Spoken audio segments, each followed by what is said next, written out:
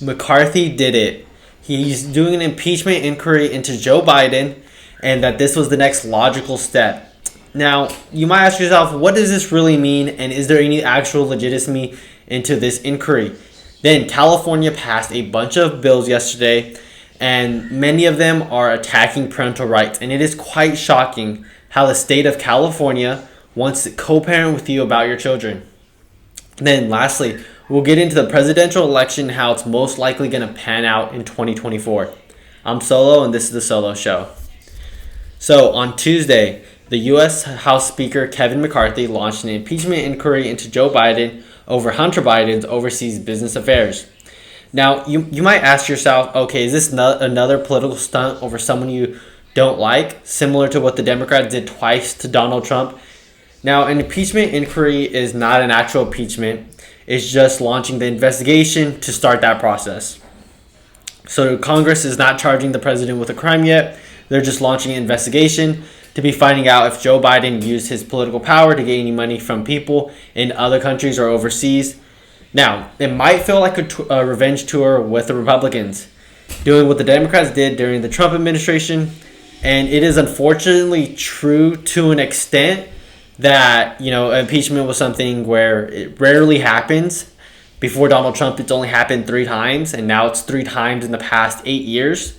It's insane. It sucks that we're in this state right now, because there was a notion that you don't go after your political opponents just because you don't like them. But the Democrats basically disregarded that, and now it's kind of like a free-for-all, and people are going to go after each other. Now let's get into what's most likely going to happen in this investigation from what we already know. So Hunter Biden, Joe Biden's son, who isn't that good of a guy at all. He is a drug addict. He has a ton of does inappropriate things with prostitutes, and for some reason videotapes it and photographs it. It's absolutely insane that he just does all this on camera. But with being a drug addict, he is also an artist who paints and sells paintings for millions of dollars. He's also on the board of many companies overseas in Ukraine and China. So it already sounds kind of sketchy. Now, according to the BBC, the New York Post cited a purported email from Hunter Biden in August of 2017 indicating that he was receiving a $10 million annual fee from a Chinese billionaire for introductions alone, in parentheses, though it is unclear who was involved in the alleged introductions. Another purported email, which Fox News said it has confirmed, reportedly refers to a deal pursued by Hunter involving China's largest private energy firm. It is said to include a cryptic mention of 10 held by H for the big guy, H implying Hunter, and big guy is assumed to be Joe Biden. Now, there's also been texts between Hunter and his daughter saying that he's paying half of his father's bills.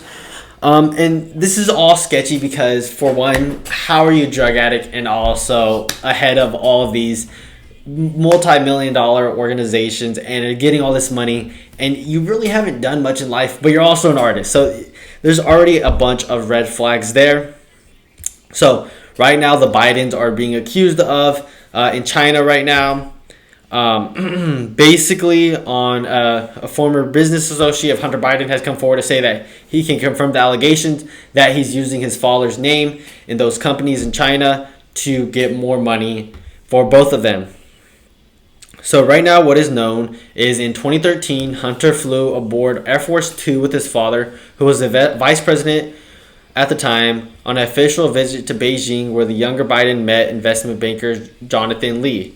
Hunter told the New Yorker he had just met Mr. Lee for a cup of coffee, but 12 days after a trip to a private equity fund, BHR Partners, was approved by the Chinese authorities. Mr. Lee was chief executive and Hunter was a board member. He would hold a 10% stake. Now, in Ukraine, Hunter Biden is said to be, or not said to be, he is a director on the board of Burisma, a Ukraine-owned private energy company, while his father was the Obama's administrative point man on U.S.-Ukraine relations. Hunter was on several foreigners on its board. The New York Post article did not provide evidence that the meeting had ever taken place. The Biden election campaign said there was no record of any such meeting of former vice president's official schedule from the time. But in a statement to Political, the campaign also acknowledged that Mr. Biden could have had an informal interaction with the Burisma advisor that did not appear on his official schedule, though it said that any such encounter would have been courtesy. Investigation by the press during an impeachment and even by two Republican-led Senate committees who worked were desecrated, not legitimate, and political by a GOP colleague. So, we already know that this drug addict and painter is on the board of a bunch of overseas committees, and it doesn't really make sense on what intel he has or what value he actually brings to the table. So it does obviously look very sketchy. Now, with the actual impeachment itself, it's most likely not going to go anywhere because the Democrats do hold power in the Senate.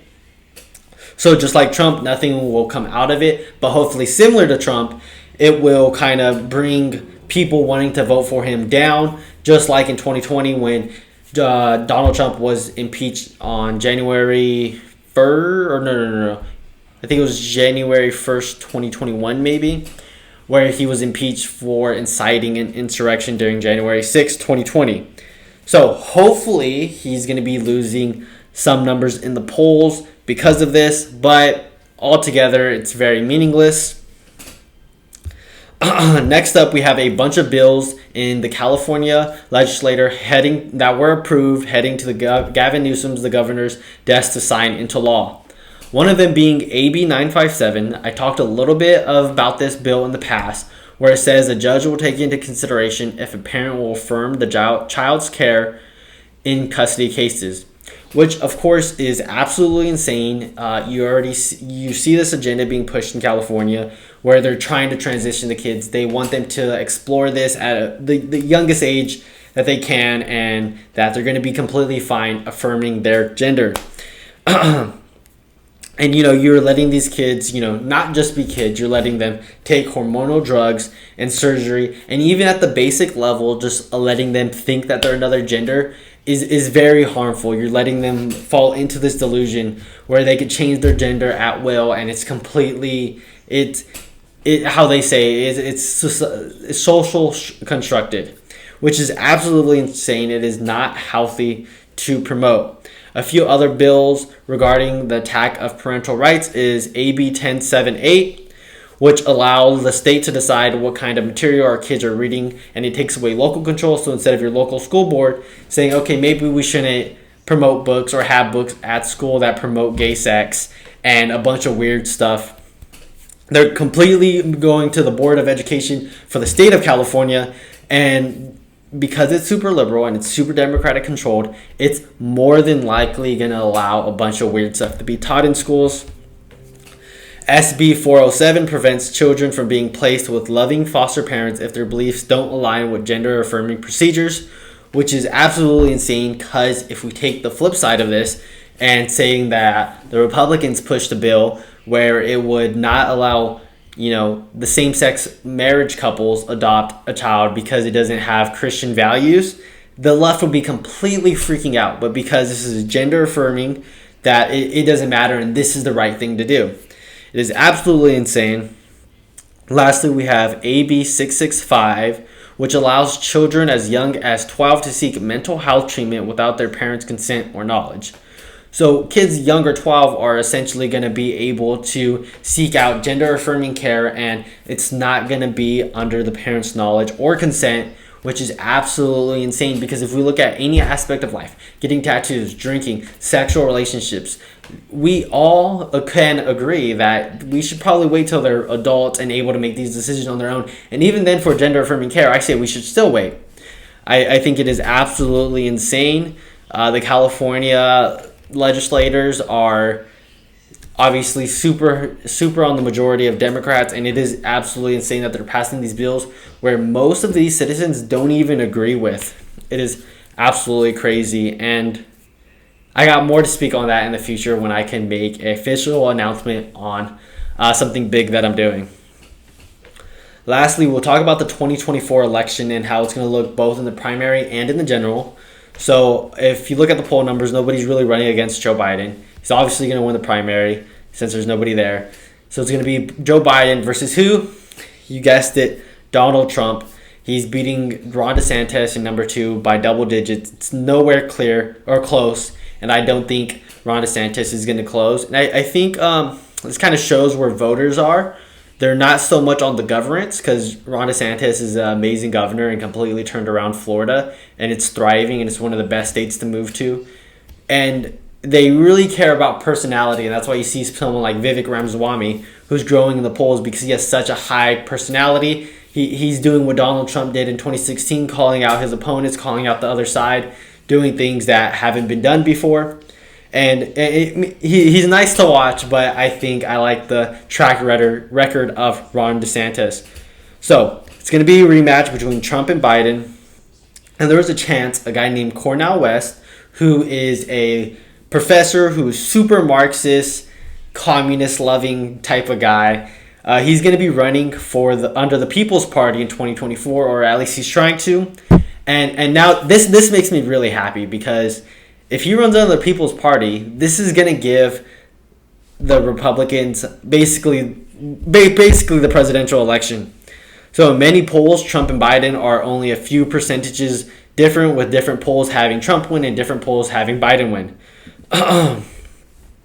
So, for example, you have places like YouGov, where it has Biden winning 44%, Trump 43%, so Biden +1. Then you have another poll with Biden 47, Trump 46, another one by one. Then one by Harris X with Trump leading 44, Biden 43 with +1. The Morning Consultant, is having Biden win by +2.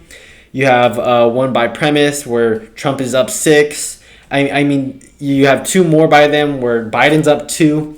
And this is absolutely amazing because if Cornel West does run, he's projected to get about 4% of the vote. And if you think about who he is and what his ideologies he is, he's not going to be taking the percentages away from Donald Trump. He's going to be taking them away from Joe Biden. So Joe Biden is going to be down 4%. And then you have Trump winning 2, 3, 4% in each of these polls consistently.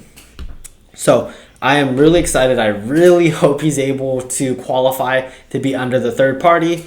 And I think it's going to be a pretty easy victory for the Republicans if he does. So I'm excited to see how that pans out. I'll, of course, keep that updated and see how it goes and other alternatives that might happen in the 2024 election. So that is all I have for today's video. Thank you guys so much for watching. Just go ahead and leave a like, share, and comment, and I'll go ahead and see you guys tomorrow.